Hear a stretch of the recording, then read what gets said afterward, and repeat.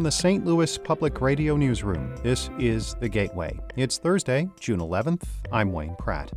Florissant's police chief has fired a detective who was caught on video hitting a man with his vehicle. Demonstrators in front of the police department last night say more needs to be done in the case involving the former detective. We need you to fire him. We need you to charge him. We need you to arrest him and then convict him. So until that happens, we're here. Two other officers who were in the vehicle with former Detective Joshua Smith remain on paid leave. We'll have more in just a bit. Also today, St. Louis Public Radio's Jeremy Goodwin reports on how some community theater enthusiasts are turning to radio during the pandemic. As we mentioned, a Florissant police detective was fired after a video of his SUV striking a man was made public. As St. Louis Public Radio's Jason Rosenbaum reports, the incident is sparking calls for the former detective to be prosecuted. Florissant Police Chief Timothy Fagan fired Joshua Smith, who until Wednesday served as a detective. He was caught on a residential surveillance camera running over a man with his SUV and then striking him. Gerald Christmas is one of the man's lawyers. He says Smith needs to have his certification as a police officer revoked and to stand trial on criminal charges. We got a hit. We got on first base. But we still got a long way to go before we score a run. And we haven't scored a run yet until he's indicted, until he's convicted. And then we'll be at home plate. St. Louis County police officials say their investigation of Smith is ongoing. I'm Jason Rosenbaum, St. Louis Public Radio. St. Louis County Police Chief Mary Barton is acknowledging a racial divide in the department. Her comments to the Board of Police Commissioners come amid pushback to earlier remarks that she did not see systemic racism in the department. Barton says she has reduced the amount of time it takes to hear complaints about officer conduct. She also wants to meet with community groups once police headquarters reopens to the public.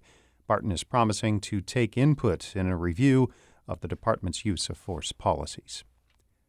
People who live in St. Louis and St. Louis County will be able to receive free coronavirus tests at certain clinics, even if they don't have symptoms. St. Louis Regional Health Commission CEO Angela Brown says it should help keep the virus contained. Just because you don't have symptoms doesn't mean you can't spread the disease. So it's important that individuals understand that, which is why it's so important that we continue social distancing and mask and other precautions to stop the spread. The commission is partnering with the city to bring test kits to clinics. St. Louis County will begin testing people without symptoms at its health department clinics in Sunset Hills and Berkeley on Monday. Illinois Governor J.B. Pritzker has signed the budget passed last month by state lawmakers. Reporter Sam Dunklaw has more. During the next fiscal year, which starts July 1st, Illinois will spend nearly $43 billion on state operations, services, and employees. Pritzker did away with the usual signing ceremony over COVID-19 concerns. Critics have called the spending plan precarious since it's counting on money that hasn't materialized yet, at least $5 billion in special Federal Reserve loans.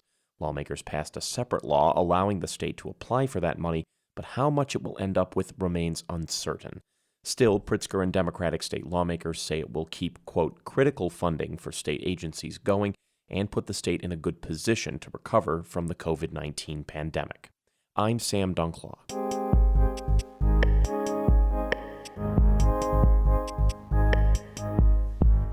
Large cultural venues throughout the St. Louis region are beginning to reopen, but theaters are still closed because of social distancing concerns.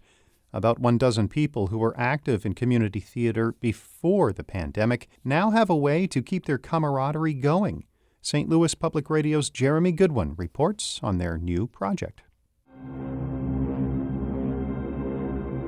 We are in quarantine. Welcome to Quarantine Radio Theater. We are so glad you could join us. If you are a new Quarantine Radio Theater formed when the pandemic forced community theaters to shut down. Its members started out reading plays aloud on video chats for fun. Then they took it a step further, producing new versions of old-time radio plays from the 1930s and 40s, when people gathered around the radio and listened to stories filled with dramatic music and fun sound effects. These folks are mostly spread around the Metro East and St. Louis. They are not full-time professional actors. We have teachers, we have people that work in medical supply, we have another lawyer. That's Allison Beach. She's a lawyer with the Air Force. She met most of her quarantine collaborators when she was stationed at Scott Air Force Base. That's when she started performing with Alton Little Theater, the long-running community theater nearby. Beach and the other quarantine radio folks each perform their parts separately. Beach says they record themselves in whatever quiet space they can find, which can be tough in the age of work from home and distance learning. I recorded one show in my kid's closet. It was very glamorous. I'm on an active Air Force base, so planes take off. So that was the quietest place I could find. Didn't smell great, but it was quiet. Quarantine Radio Theater produces a new show every week or two and posts it online. You can hear it as a podcast or play the audio on YouTube. Each time, a different troupe member picks a script and casts the show. They gather for just one rehearsal via video chat. This past Sunday, troupe member Megan Kolosaki talked them through their approach to the next production, Little Women. I think it's all pretty much straightforward. Other than if Brant can do the accent, that would be ideal. I wasn't sure if you could do a German accent or not. It may come in and out, but I could do a German accent.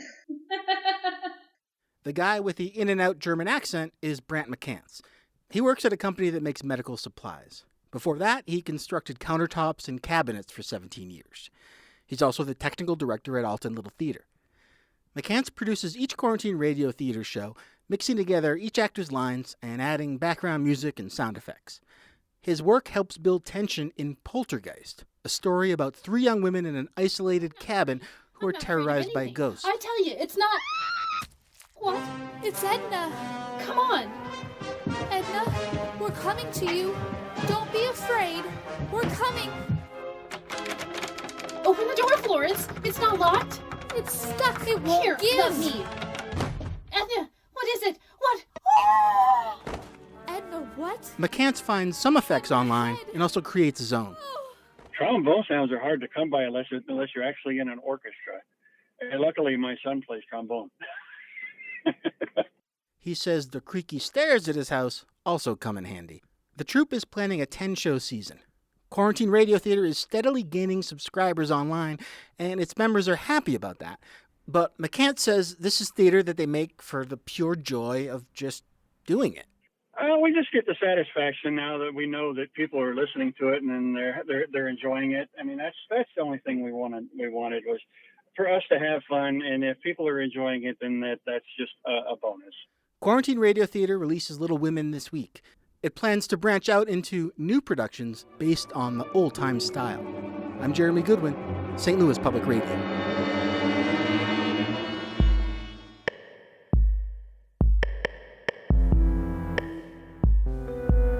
Our David Casares edited that report. Shula Newman is the executive editor of St. Louis Public Radio, music by Ryan McNeely of Adult Fur.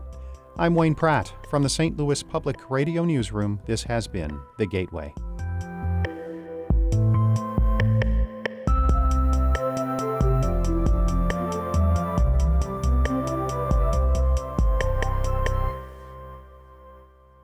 Support comes from the Missouri Forest Products Association, providing more than 41,000 jobs in the production of wood pallets, railroad ties, white oak barrels, hardwood floors, and more. Details at choosewood.com.